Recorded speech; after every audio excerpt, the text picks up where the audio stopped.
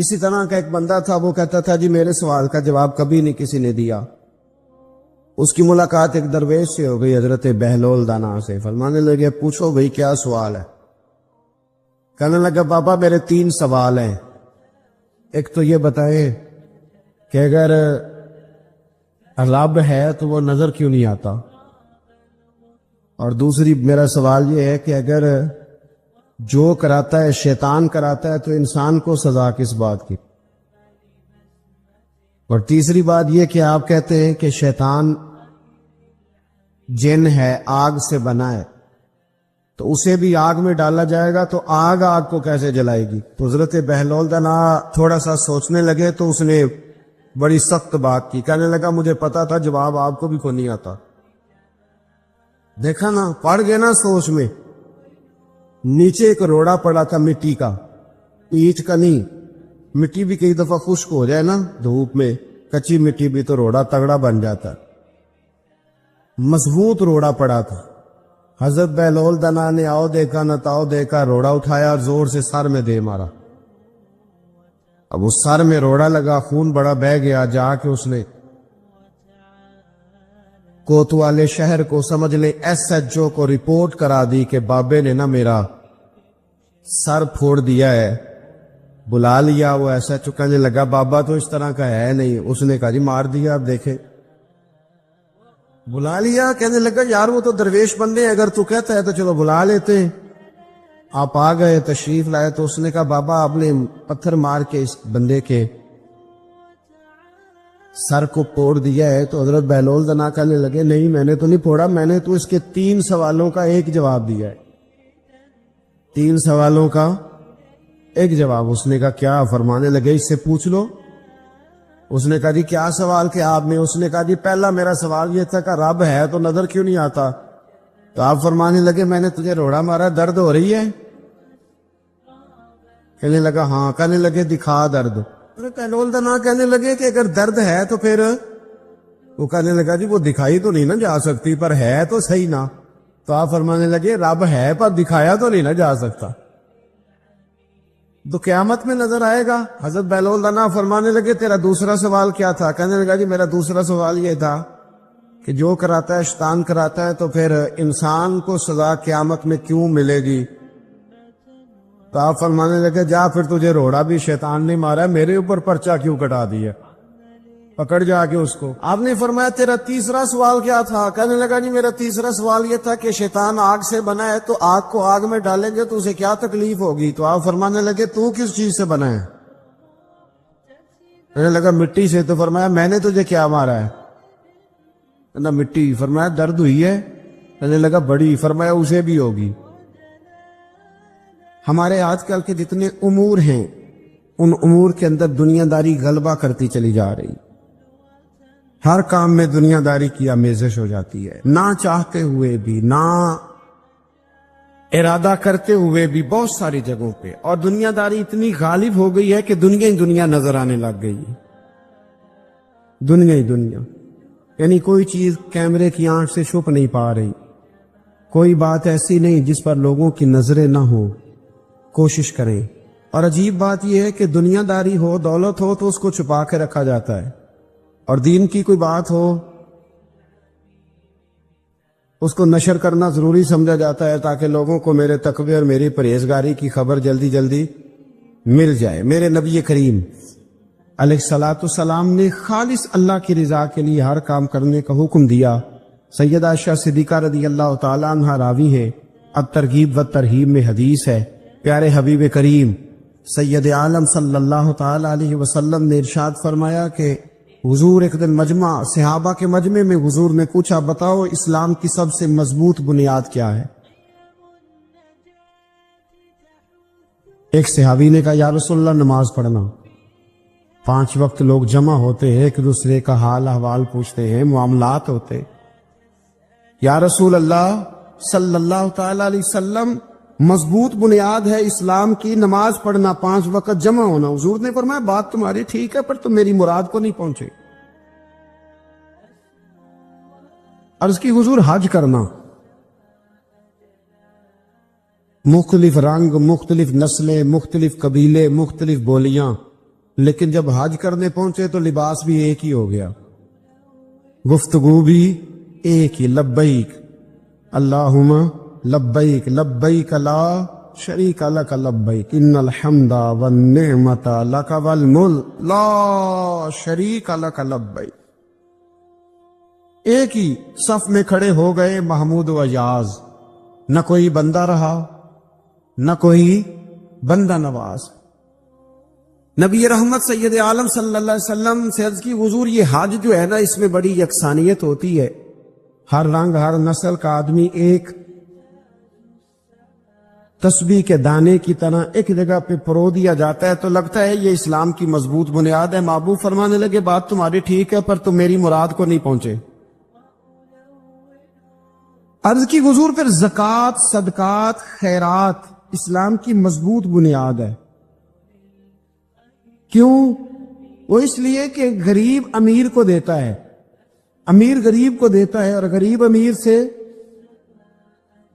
لیتا ہے تو ایک رشتہ بنتا ہے، ایک تعلق بنتا ہے۔ محسن کا اور احسان مند کا بڑا گہرا رشتہ ہوتا ہے، بڑا ایک دوسرے سے پیار کرتے ہیں، ایک دوسرے کو چاہتے ہیں، ایک دوسرے کے لیے اچھے جملے بولتے ہیں، ایک دوسرے کے لیے ہمیشہ ان کے جذبات ٹھنڈے میٹھے اور اچھے ہوتے، تو لگتا ہے یہ اسلام کی مضبوط بنیاد ہے۔ حضور فرمانے لگے بات تمہاری ٹھیک ہے اور تم میری مراد کو نہیں پہنچے، تو پھر صحابہ عرض کرنے لگے حضور ہماری رعایت فرما دے، پھر ایک رحمت کی نظر کر دے، آپ ہی بتا دیں اسلام کی مضبوط بنیاد کیا ہے۔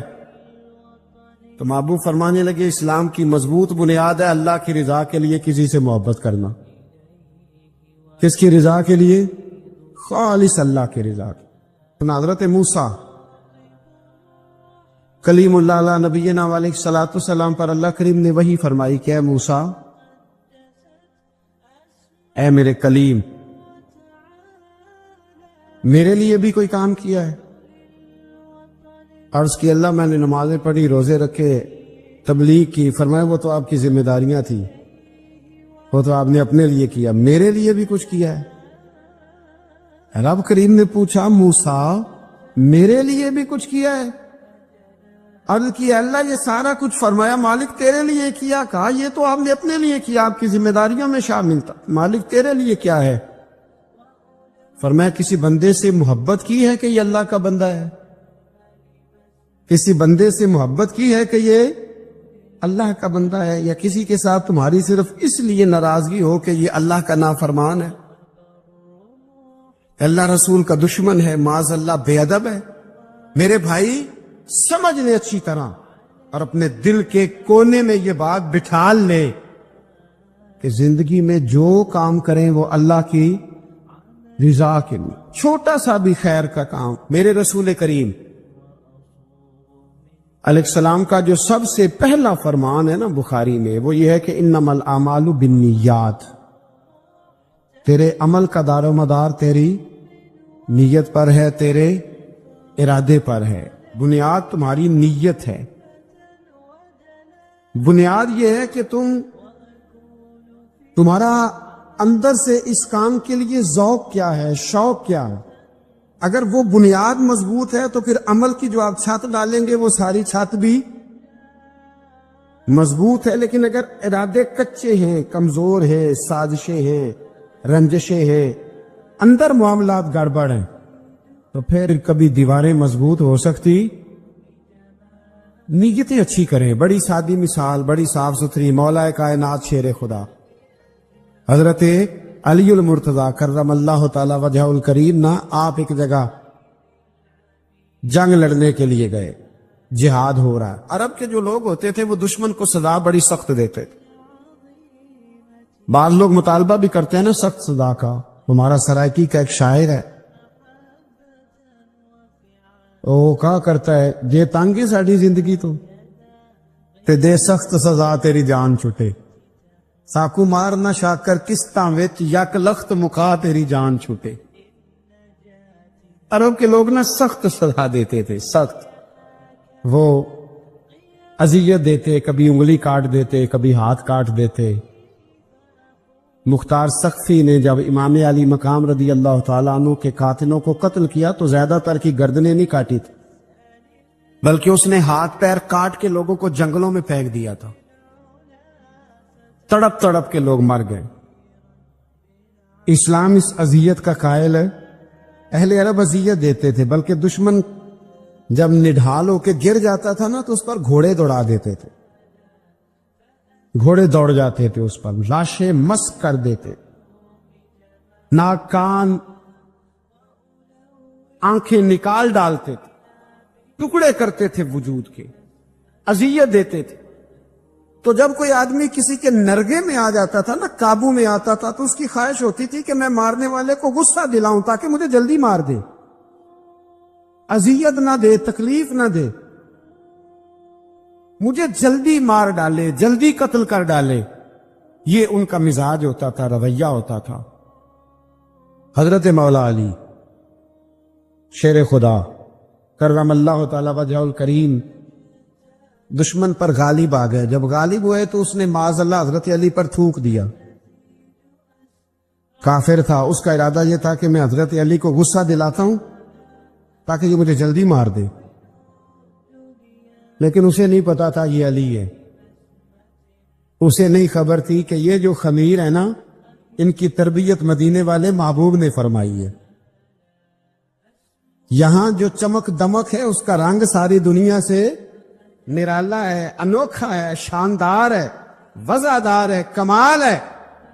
कहा हजरत अली पर माज़अल्लाह मैं ये काम करता हूं ताकि वो जल्दी कत्ल कर देंगे, लेकिन जब उसने मौला अली की तरफ ये नाजेबा हरकत की तो हजरत अली ना तलवार छोड़ के पीछे हट गए। तवज्जो करना, रिजल्ट देखना। मौला अली पीछे हट गए और फरमाने लगे जा तू आजाद है। वो कहने लगा मैं आजाद हूं, किस तरह, कैसे? तो हजरत अली फरमाने लगे मेरा तेरा जाती झगड़ा तो कोई नहीं ना, न तूने मेरी जमीन पे कब्जा किया, ना मेरा माल लूटा, ना मेरी इज्जत पर हाथ डाला। मेरा तेरा झगड़ा अल्लाह की रिजा के लिए, खालिस इसलिए कि तू अल्लाह की नाफरमानी कर रहा, खालिसतन इसलिए तेरा और मेरा ये झगड़ा है। बाकी जहां तक ताल्लुक इस बात का है कि अब तूने मेरी जात शामिल कर दी, अब तूने मुझे तकलीफ दे दी, अब तूने मुझे अजियत में मुब्तला कर दिया। तो हजरत मौला अली शेर खुदा फरमाने लगे अब जात आ गई है मेरी बीच में, अब मेरी जात बीच में आ गई। अब अगर मैं तुझे कत्ल करूंगा तो लगेगा मैंने अपने जाती गुस्से में कत्ल किया है। लिहाजा अब मामला यह है कि मैं तुझे आजाद करता हूं, अब तू छुट्टी कर सकता है, जा सकता है, दोबारा कभी मेरे हाथ आएगी तो देखी जाएगी। मौला कायनात ने उसे छोड़ दिया, लेकिन वो हजरत अली का गुलाम बन गया।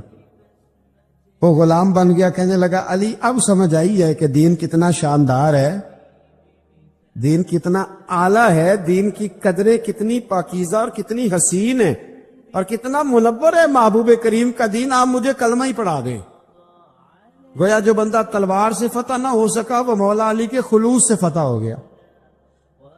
हजरत अली के खुलूस से, लिल्लाहियत से, अल्लाह के साथ जो उनका रिश्ता था, उस रिश्ते की बरकत से वो आदमी फतह हो गया। मेरे भाई, हमारे मामलात के अंदर लिल्लाहियत खत्म होती जा रही है, खुलूस नहीं रहा। करामतें हैं, कहानियां हैं, दास्तानें हैं, इल्जामात हैं, झूठ है, फरेब है, फ्रॉड है, बड़ा कुछ है। अगर नहीं है तो खुलूस नहीं है, अगर नहीं है तो हमारा अल्लाह और उसके रसूल के साथ रिजा वाला मामला नहीं है। किसी चीज को उसकी हकीकत की बजाय हम तसव्वुरात की दुनिया में जाके, ख्यालात, तोहम्मात और अफवाहों की दुनिया में जाके उसको कबूल करते हैं। याद रखो, जिन लोगों की जिंदगियां अल्लाह की रिजा के लिए थी वो लोग बड़े अच्छे थे, बड़े खुशबख्त थे, बड़े खुश नसीब थे। उन्हें बदर के मैदान में गर्दनें कटाने में भी बड़ा ही मजा आया था। उन्हें आप देखे ना, ओहद के मैदान में जाने देने में भी उन्हें बड़ा मजा आया। जब आदमी में खुलूस होता है तो उसके लिए जान कुर्बान करना भी आसान हो जाता है। लेकिन जब खुलूस नहीं होता, फिर गुफ्तगू होती है, फिर बातें होती हैं, फिर दास्तानें होती हैं, फिर कहानियां होती हैं, फिर लबो लहजा होता है, फिर मंसूबा साजी होती है, پھر ہیلے بہانے، پھر سورے کبرے جوڑ کے لوگ کہانیاں اور داستانیں بناتے، خلوص اور للہیت کے ساتھ اللہ کی بارگاہ میں جھکے، عبادتوں کا، ریاضتوں کا، تلاوتوں کا جتنا اللہ ہمیں موقع دیتا ہے اس میں خلوص شامل کرنے کی کوشش کریں، للہیت شامل کرنے کی کوشش کریں، اللہ کی رضا شامل کرنے کی کوشش کریں۔ میرے نبی رحمت صلی اللہ تعالی علیہ وسلم نا حضرت معاذ ابن جبل کو جب یمن کے لیے روانہ کرنے لگے تو رسول پاک علیہ السلام نے بڑی نصیحتیں فرمائیں۔ ان نصیحتوں میں درد بڑا تھا، کیوں؟ اس لیے کہ حضور نے انہیں بتلایا تھا کہ جب تم واپس آؤ گے تو میری تمہاری ملاقات نہیں ہوگی، تم میری قبر سے گزرو گے، اکھاں جدوں میٹیاں زمانہ مینوں روے گا، اپنا تے اپنا بیگانہ مینوں روے گا، جدوں نہ میں دسیا میں خاراں نوں میں خانے وچ، جام ٹوٹ جان گے تے میں خانہ مینوں روے گا۔ کئی لک لک رون گے تے کئی بک بک رون گے، گلیاں دا اجانا تے سیانا مینوں روے گا۔ اور کیا خوبصورت بات انہوں نے کہی تھی، مجھے بڑی پسند ہے، کہنے لگے بے قدراں کچھ قدر نہ جاتی، او کیتی خوب تسلی ہو، اے دنیا دار پجاری زر دے کتیاں دے گل ٹلی ہو،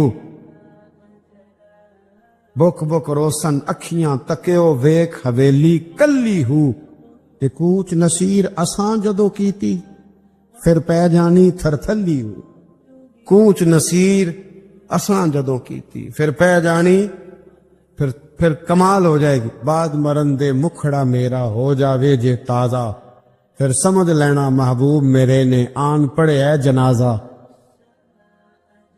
حضرت معاذ ابن جبل رضی اللہ تعالیٰ عنہ سے حضور نے فرمایا، معاذ جب تم واپس گزرو گے نا تو میری قبر کے پاس سے گزرو گے، ملاقات نہیں ہوگی۔ تو وہ جو نصیحتیں تھی نا اس موقع پر، جب آپ گویا کسی سے آخری ملاقات کر رہے ہوتے، ان نصیحتوں کے اندر جو حسن ہوتا ہے، کمال ہوتا ہے، وہ تو جاتے جاتے کی بات، لے سجنا اساں توڑ نبھائی تے جان ہی دتی راہ تیرے، وہ جو جاتے جاتے کی گفتگو ہوتی ہے، وہ جو انداز ہوتا ہے، بڑا کمال ہوتا ہے، اور اس کی گہرائی اور گہرائی کو وہ سمجھ سکتا ہے جس کو وہ لمحے میسر آتے، جو اس وقت اس مقام پہ کھڑا ہوتا ہے۔ حضرت معاذ ابن جبل رضی اللہ تعالیٰ عنہ تڑپ کے روئے کہ حضور کیا فرما رہے ہیں؟ حضور کوئی خاص نصیحت؟ تو نبی پاک نے بڑا کچھ فرمایا، ایک جملہ حضور نے یہ کہا، معاذ عمل جتنا بھی کرنا خلوص کے ساتھ کرنا، اور محبوب نے فرمایا تیرا خلوص کے ساتھ کیا ہوا تھوڑا عمل بھی رب کی بارگاہ میں زیادہ بنا کے تیرے لیے ذریعہ نجات بن جائے گا۔ جتنا بھی کرنا خلوص کے ساتھ کرنا، بولیے خلوص کے ساتھ کرنا، للہیت کے ساتھ کرنا، اس کے اندر کوئی کمزوری نہ آنے پائے، للہیت کے ساتھ، خلوص کے ساتھ، رواداری کے ساتھ، پیار کے ساتھ کرنا۔ میرے بھائیوں، یہ سمجھنے کا مقام ہوتا ہے کہ جب ہم اللہ اور اس کے رسول صلی اللہ علیہ وسلم کی رضا کے لیے کوئی عمل کرتے ہیں تو اس کا بھی ہمارے دل کو پتہ ہوتا ہے۔ آپ فرماتا ہے اللہ ولی الذین آمنوا، اللہ مومنوں کا مددگار ہے، یخرجہم من الظلمات الی النور، وہ انہیں اندھیروں سے نکالتا ہے اور نور کی طرف روشنی عطا فرماتا ہے، اندھیروں سے نور کی طرف اللہ لاتا ہے۔ اللہ ولی، اللہ مومنوں کا ولی ہے، وہ انہیں اندھیروں سے نور کی طرف نکالتا ہے۔ ہدایت ہمیشہ اللہ کی طرف سے سمجھے، جب وہ نماز کی توفیق دیتا ہے تو اپنے فضل سے دیتا ہے، جب وہ ذکر کی توفیق دیتا ہے تو اپنے فضل سے۔ ہم سمجھتے ہیں ہو جی فلانا نہیں پڑھ رہا بڑا بیوقوف ہے، فلانا نہیں پڑھ رہا، تو تم کیا اپنی عقل کے طور پہ پڑھ رہا؟ میں جی اللہ کے فضل سے 2 پارے پڑھتا ہوں، تو کس پہ احسان کرتے تو 2 پارے پڑھ کے رویا کر، کہ اگر مالک تو بڑا قریب نہیں؟ بڑے لوگ ہیں جن کو پورا قرآن حفظ ہے پر انہیں پڑھنے کی توفیق نہیں، تو انہیں فضل کیا اور مجھے توفیق دے دی ہے پڑھنے۔ رویا کر، پڑھ کے رویا کر، راتی ساری کر کر زاری، او نیند اکھاں تھی توندے، تے فجرے اوہی گناہگار کہاون سب تو نیوے ہوندے۔ مہربانی کریں، ڈریں، نیکی کریں تو پھر ڈریں، پھر احساس پیدا کریں، پھر اپنے اندر وہ کمزوری لائے کہ توبہ توبہ مجھے تو پتہ ہی نہیں،